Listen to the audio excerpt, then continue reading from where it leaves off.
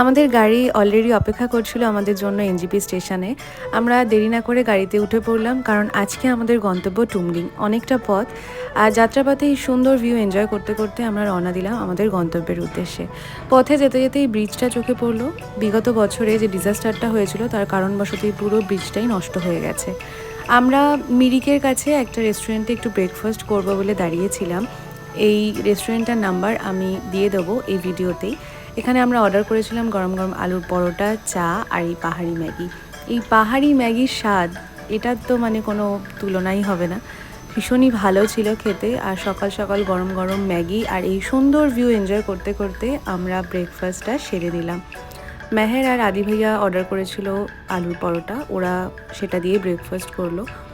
এখানের ছাদে আমরা এসেছিলাম, এখানেই আমি নাম্বারটা দিয়ে দিলাম। আপনারা যদি এই পথে আসেন এখানে আপনারা ট্রাই করতে পারেন। এখানে ওদের হোটেল রেস্টুরেন্ট টাইপেরও রয়েছে, এখানে থাকার ব্যবস্থাও আছে।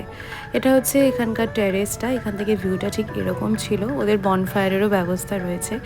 পথে আমরা আরও একবার দাঁড়ালাম মিরিকের কাছে, যে টি গার্ডেনটা রয়েছে সেখানে একটু চা খেলাম, আর এখান থেকে কিছু চা পাতাও নিলাম। আর এই সুন্দর গিফটসগুলো দেখতে ভীষণ ভালো লাগছিল। চলুন আপনাদের সাথে দেখা হচ্ছে আবার মানেভঞ্জনে গিয়ে। আজকের মতন এটুকুই।